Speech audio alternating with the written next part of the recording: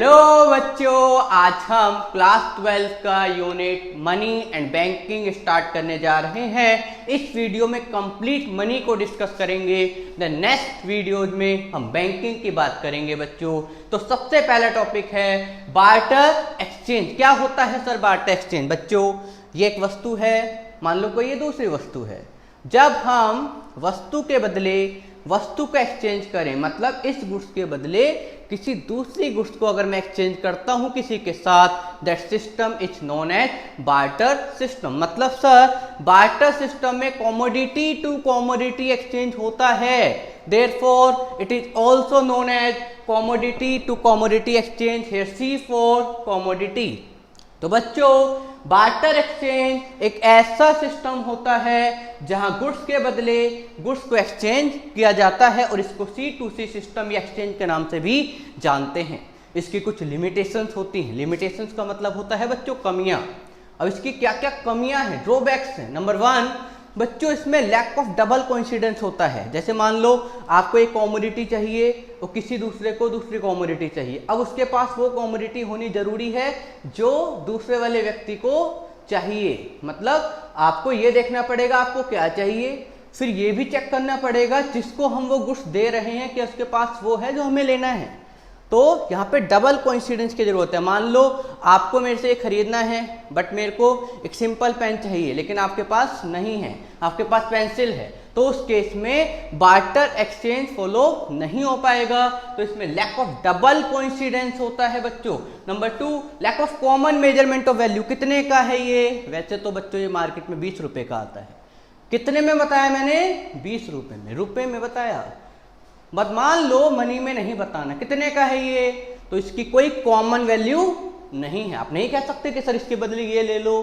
कोई एक common measurement नहीं है। There is no any common measurement of the value जब हम बात करते हैं बच्चों बार्टर एक्सचेंज की। तो कुछ प्रॉब्लम्स हैं। तो पहला lack of double coincidence, second is lack of common measurement of value. बच्चों lack of standard payment, standard of deferred payment. इसमें कोई डेफर्ड पेमेंट की कोई स्टैंडर्ड मेजरमेंट नहीं होता। अब सर डेफर्ड पेमेंट क्या होता है? ऐसा पेमेंट जिसको प्रेजेंट में ना किया जाए बट फ्यूचर में किसी डेट पर किया जाना हो, that is the deferred payment. तो उसकी कोई स्टैंडर्ड मेजरमेंट वैल्यू हम बार्टर एक्सचेंज के थ्रू नहीं कर सकते हैं, मनी से कर सकते हैं। Lack of store of value, इसको भविष्य के लिए बच्चों स्टोरेज करके नहीं रख सकते। क्यों? क्योंकि एक तो बहुत ज़्यादा जगह घेरती है, और जो वस्तु के तौर पे अगर हम बचा के रखते हैं तो रखे रखे खराब भी हो जाती है। तो इसलिए ये इसके एक लिमिटेशन है बच्चों। ये तो था बार्टर एक्सचेंज। अब हम बात करने जा रहे हैं मनी। चैप्टर का नाम ही मनी एंड बैंकिंग है, तो हम इस वीडियो में मनी की कंप्लीट बात करने जा रहे हैं। मनी बच्चों, आपने मान लो ये खरीदा, आप उसको पैसे दे रहे हो, क्या वो उस पैसे को एक्सेप्ट करने से मना कर सकता है? कभी नहीं करता। बच्चों जनरली मनी एक मीडियम ऑफ एक्सचेंज के लिए यूज की जाती है, विच इज जनरली एक्सेप्टेबल, जो जनरली एक्सेप्टेबल होती है। तो हम बोल सकते हैं money is anything which is generally acceptable as medium of exchange, measurement of value, store of value and means of deferred payment. ये एक डेफर्ड पेमेंट का सबसे बड़ा रिसोर्स और मीन्स माना जाता है बच्चों। तो मनी इज एनीथिंग, सब बोलिए बच्चों, money is anything which is generally acceptable as medium of exchange, store of value and means of deferred payment. Clear है सबको? बच्चों इसके कुछ फंक्शंस होते हैं। इसको फंक्शंस को हम दो पार्ट में डिवाइड कर रहे हैं, एक प्राइमरी फंक्शन, एक secondary. Primary for main function. इसके कौन कौन से मेन फंक्शंस होते हैं? पहला मेन फंक्शन है बच्चों मीडियम ऑफ एक्सचेंज। सिंपल सी बात है, आपको ये खरीदना है, आप उसके बदले क्या दे रहे हो? मनी। तो ये एक मीडियम ऑफ एक्सचेंज है। मीडियम ऑफ एक्सचेंज सबसे मेन फंक्शन है इसका। ये कितने का है? 20 रुपए का। हम पैसों में मेजर कर रहे हैं ना बच्चों। जब हम पैसों में मेजर कर रहे हैं तो किससे कर रहे हैं? मनी से। तो ये इसका एक मेन फंक्शन है। हाँ, इससे हम स्टोर ऑफ वैल्यू कर सकते हैं, भविष्य के लिए बचा के रख सकते हैं, सेकेंडरी फंक्शन है बच्चों।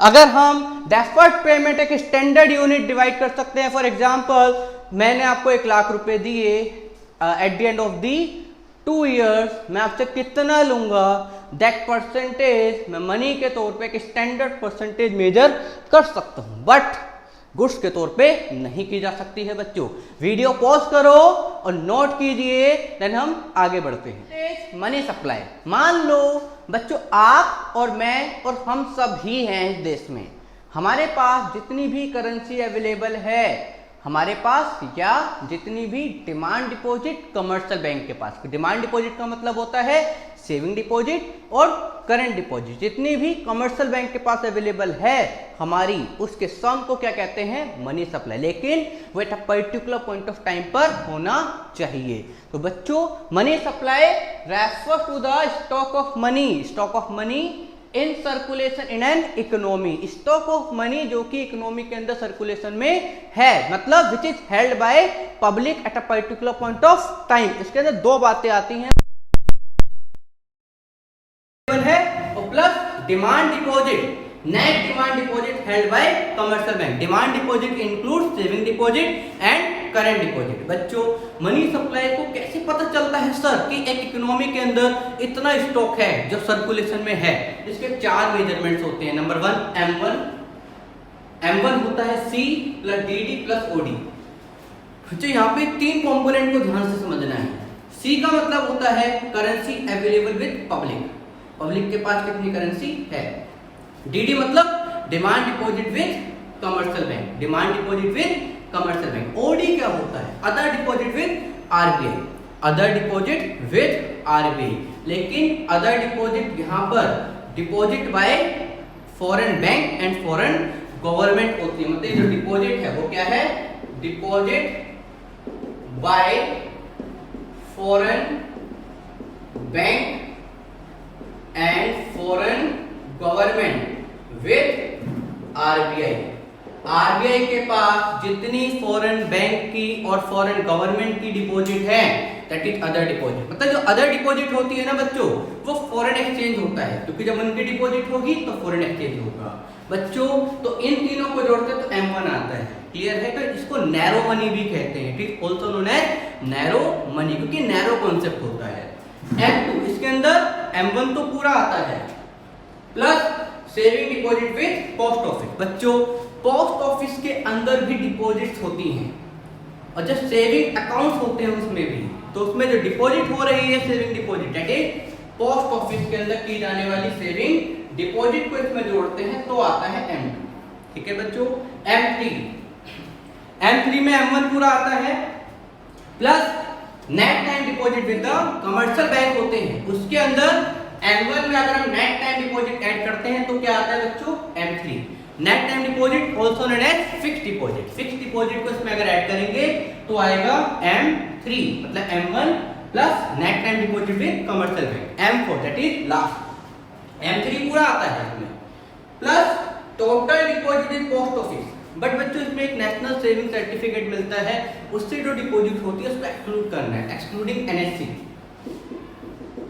एक्सक्लूडिंग नेशनल सेविंग सर्टिफिकेट जो होता है उसकी जो डिपॉजिट होती है उसको हमें इंक्लूड नहीं करना है। बच्चों तो मनी सप्लाई के कितने मेजरमेंट्स होते हैं, 4, M1, M2, M3 and M4। Then इसके नेक्स्ट वीडियो में बच्चों बैंकिंग की बात करने वाले हैं। नेक्स्ट वीडियो में बैंकिंग की कुछ और वीडियोस के साथ मिलते हैं।